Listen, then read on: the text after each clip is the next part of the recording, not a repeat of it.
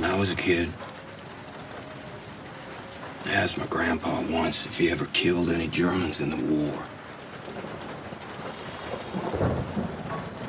He wouldn't answer. He said that was grown-up stuff,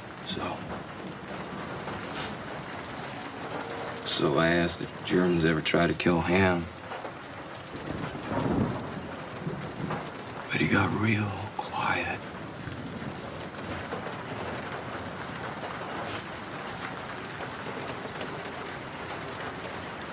He said he was dead the minute he stepped into enemy territory.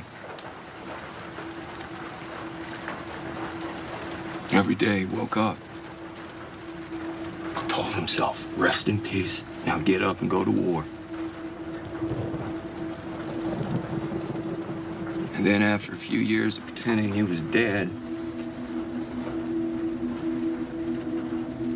he made it out alive. And that's the trick of it, I think. We do what we need to do, and then we get to live. But no matter what we find in D.C., I know we'll be okay. Because this is how we survive. We tell ourselves that we are the walking dead.